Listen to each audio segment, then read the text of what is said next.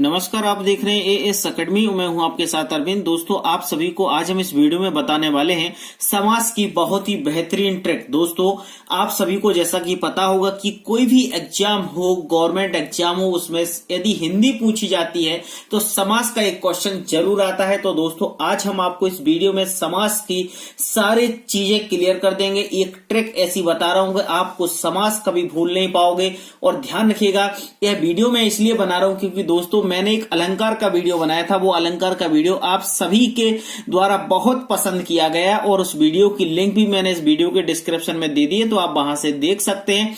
और दोस्तों, उसी की डिमांड के ऊपर हमने इस समास का ट्रिक बनाया हुआ है, समास का वीडियो बनाया है। तो दोस्तों, आप सभी को मुझे विश्वास है कि पसंद आएगा। और दोस्तों, वीडियो पसंद आए तो वीडियो को अधिक से अधिक शेयर करते रहेगा।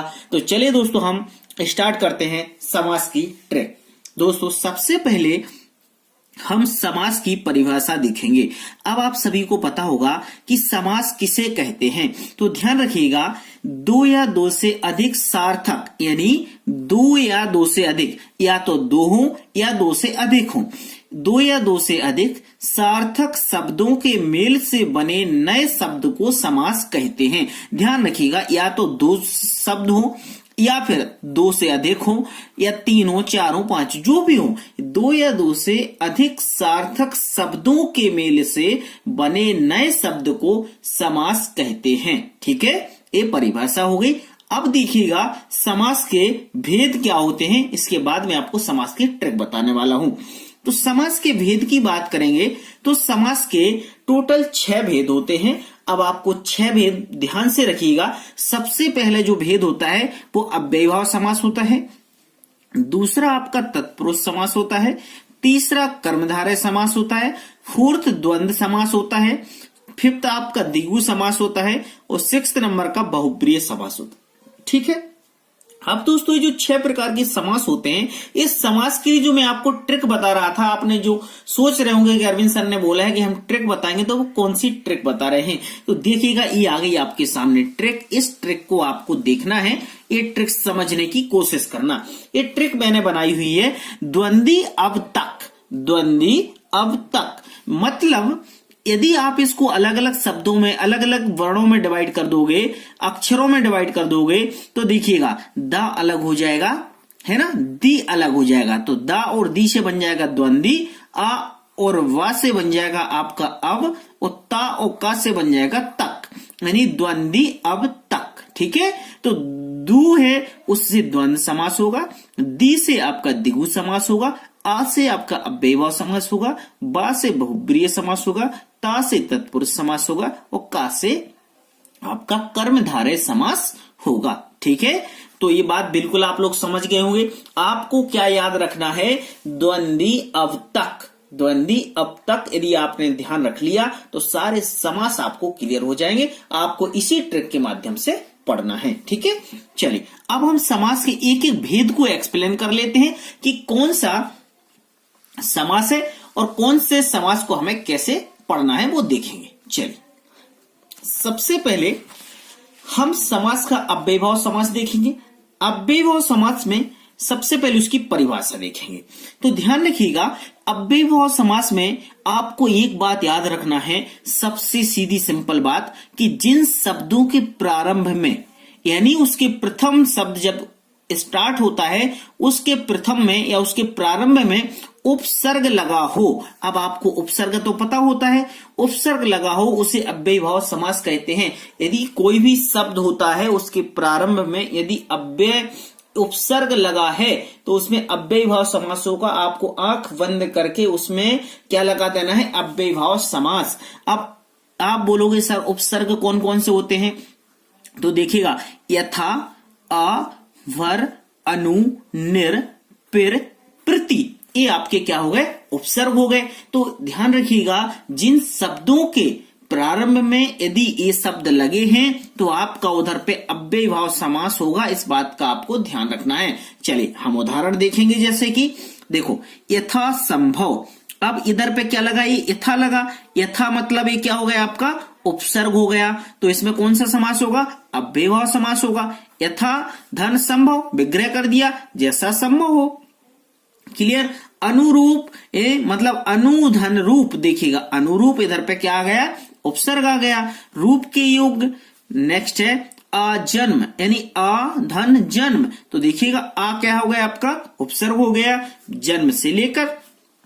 प्रतिदिन, प्रतिदिन में आपका प्रति क्या हो गया, उपसर्ग हो गया, और प्रतिधन दिन बराबर प्रत्येक दिन। तो ठीक है, देखो आपको यथा मिला, आ मिला, अनु मिला, निर मिला, या आप यदि दूसरा बना देते भरपेट, जैसे आप बना दो भरपेट, तो आपका क्या बन जाएगा, इसमें भर क्या हो जाएगा, आपका उपसर्ग हो जाएगा, और इसका भर धन पेट हो जाएगा। ठीक है, तो ये आपके उदाहरण हो गए। तो ध्यान रखिएगा, जिन शब्दों के प्रारंभ में यथा, अ, वर, अनु, निर, फिर प्रति आए, ये उपसर्ग आए, उधर पे आपका अव्ययीभाव समास होता है। ठीक है, चलिए नेक्स्ट देखेंगे अब हम तत्पुरुष समास। तत्पुरुष समास में भी काफी लोगों को कंफ्यूजन होता है, लेकिन हम फिर से देख लेते हैं। तत्पुरुष समास को विग्रह करने पर ध्यान रखिएगा, इस कारक चिन्ह का लोप हो जाता है। आपको जिस समास को विग्रह करो और उसमें कारक चिन्ह का लोप हो जाए, उधर पे आंख बंद करके आप तत्पुरुष समास पर बिल्कुल टिक लगा दो। लेकिन ध्यान रखिएगा, कारक चिन्ह पता होना चाहिए आपको। तो कारक चिन्ह कौन से होंगे, कारक चिन्ह आपके का, की, को, के, लिए, में, पर, से आदि। जैसे कहते हैं कर्ता ने कर्म को करण से, का, की, के लिए, संप्रदान से, अपादान से, मान, जो भी ऐसा, तो का, की, को, के लिए, में, पर, से, ये शब्द आते हैं। इन शब्दों का लोप हो जाता है, उधर पे क्या होता है, हमारा तत्पुरुष समास होता है। जैसे यश प्राप्त, यानी विग्रह करेंगे तो यश को प्राप्त। अब इधर पे यश को प्राप्त, देखो को आ गया, मतलब यश प्राप्त, इसमें देखो क्या हुआ, का, को लोप हो गया, मतलब को क्या है, कारक है, इस कारक का लोप हो गया। तो जहां पर विग्रह करने पर क्या होता है, कारक चिन्ह का लोप हो जाता है, उधर पे हम क्या कहते हैं, तत्पुरुष समास कहते हैं। मन चाहा, इसका क्या होगा, मन से चाहा, तो देखिएगा से आ गया, मतलब इधर पे कारक चिन्ह का लोप हो रहा है, मन चाहा। यज्ञशाला यानी यज्ञ के लिए शाला, तो देखो के लिए आ गया। राजपुत्र, राजा का पुत्र, इधर पे देखो का कारक आ गया। धर्मवीर, तो क्या हो गया, धर्म में वीर, देखो में कारक हो गया। फिर आप बीती, आप पर बीती, पर आ गया, मतलब ही कारक। तो ध्यान रखिएगा, जिस समास को विग्रह करने पर कारक चिन्ह का लोप हो जाता है, वहां पर आपका क्या होता है, तत्पुरुष समास होता है। ठीक है, चलिए ध्यान दीजिएगा, आप एक चीज में क्लियर कर दूंगा, आप ऐसा ना सोचे कि हमें समझ में नहीं आ रहा, सारी चीजें आपको क्लियर हो जाएंगी। नेक्स्ट देखेंगे कर्मधारय समास। कर्मधारय समास की में देखिएगा ट्रिक आपको ध्यान रखना है, जिस समास में प्रथम पद दूसरे पद की विशेषता बताता है, नॉर्मल सी बात याद रखिएगा, जिस समास में जो प्रथम पद है, मैंने पहला पद दूसरे पद की विशेषता बताता है, उसे हम कर्मधारय समास कहते हैं। या फिर एक बात और ध्यान रखना, नोट में दूसरे पद की तुलना हो या है जो या के समान विग्रह करते समय आए, जब आप विग्रह करो उसमें ये शब्द आए के समान और है जो, तो आपका समझ लो इधर पे क्या है, कर्मधारय समास है। जैसे चरण कमल, कमल के समान, देखो के समान आया, मतलब के समान आ रहा है, मतलब इसमें है कर्मधारय समास। कमल नयन, कमल के समान, मतलब देखो के समान इसमें भी आया, मतलब के समान आ रहा है, मतलब इसमें कर्मधारय समास। चंद्रमुख, चंद्र के समान मुख, देखो के समान इसमें भी आया, मतलब इसमें क्या है, आपका कर्मधारय समास। फिर है लाल मणि, लाल है जो मणि, मैंने बोला था जिसमें है जो आए, मतलब देखो है जो आ रहा है, मतलब वो है कर्मधारय समास। महापुरुष, महान है जो पुरुष, मतलब देखो है जो आ गया। अधमरा, आधा है जो मरा, मतलब अधमरा, ये हो गया आपका कर्मधारय समास। आपको कोई भी इतने नियम कायदे पढ़ने की जरूरत नहीं है। आप देखो, मैं सीधा सिंपल बता रहा हूं, कोई चीज ऐसा नहीं है कि मैं आपको कुछ डीपली बता दूं, कुछ कठिन बता दूं। आप बोलोगे यार क्या समास की ट्रिक बता रहे थे। समास मैं चाहता हूं ऐसे इजी तरीके से समझा दूं कि आपको सारे समास एक बार में समझ में आ जाए। ठीक है, ये कर्मधारय समास समझ गए। अब द्वंद्व समास समझ लो। द्वंद्व समास में देखिएगा, यदि दोनों पदों के बीच, ध्यान रखना, यदि दोनों पदों के बीच योजक चिन्ह लगा हो, योजक चिन्ह मतलब ये ऋण जैसा साइन होता है उसको बोलते हैं योजक चिन्ह, योजक चिन्ह लगा हो और विग्रह करने पर और या एवं आए, यदि और आता है और या आता है तो समझिएगा उधर पे आपका क्या हो जाएगा, द्वंद्व समास आता है। या तो योजक चिन्ह लगा हो, जैसे योजक चिन्ह वहां लगा रहता है जहां दोनों चीजें इक्वल होती हैं, मतलब एक दूसरे के समान होती हैं। जैसे नदी और नाले। अब देखो, नदी और नाले, नदी से बने नाले, मतलब नदी और नाले, मतलब और शब्द आ रहा है, मतलब इधर पे क्या होगा, द्वंद्व समास। योजक चिन्ह भी लगाए तो योजक चिन्ह से भी समझ सकते हो कि इसमें द्वंद्व समास होगा।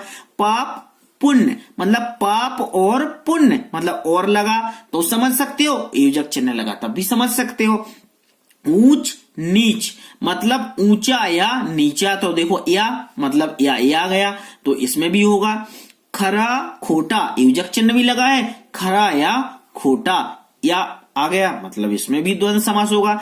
छल कपट, छल और कपट या और आ गया, मतलब योजक चिन्ह भी साथ में लगा। तो या तो आपको योजक चिन्ह लगा हो या फिर आपको और या और आपका आए यानी एवं आए, तो उसमें ध्यान रखिएगा द्वंद्व समास होता है, या तो योजक चिन्ह आए या और आए या फिर या आए। ठीक है, इन बातों को ध्यान रखना है। सिंपल सी बात है, इतना हार्ड कुछ भी नहीं, सिर्फ सिंपल सी बात आप याद करके रखिएगा, आपको सारे समास समझ में आ जाएंगे। दोस्तों, यदि वीडियो आपको अच्छा लगे तो वीडियो को लाइक जरूर करना और अपने दोस्तों में शेयर भी करना।